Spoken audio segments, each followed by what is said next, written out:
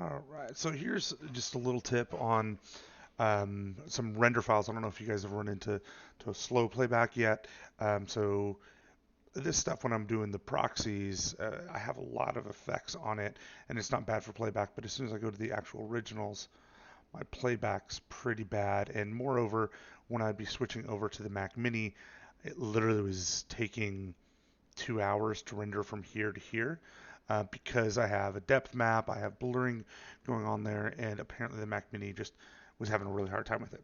So I grabbed the original R3D file, brought it over to my machine, and if I went here and I go to render cache, smart render cache is going to actually kind of smartly render what you need.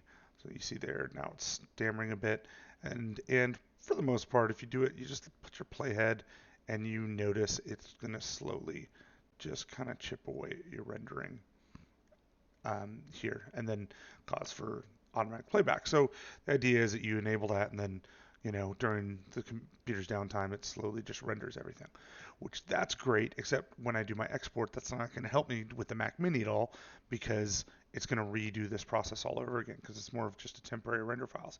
So for these I've actually done, and I'm going to go ahead and turn off the render cache again. So now you look and it says R3D render underscore O1 or underscore 1. And what that is a render in place. So I've done both of these, and it only took my computer about 2 to 3 minutes because unlike the Mac Mini that was taking 2 hours, my computer's not a little bitch and it can actually do things fast. So if I go to render in place, you get your options of QuickTime. I know Kyle likes Cineform, so we'll use Cineform 10-bit.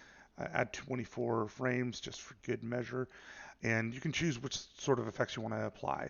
So if all your video effects were just truly video effects and you wanted to not include the grade because you wanted to be able to continue to change the grade, just uncheck that.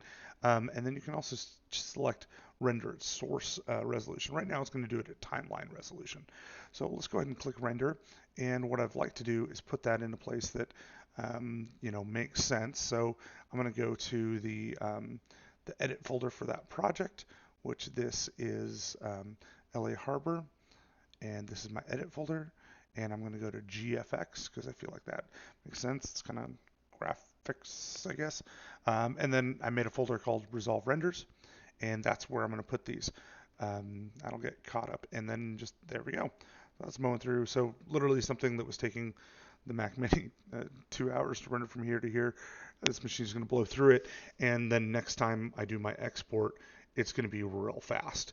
But that's just kind of how you do renders in place, and I like it because yeah, it allows for stuff that you want to just be done and baked in. You can just bake it in, and then I'll show you one more thing here to get back to it.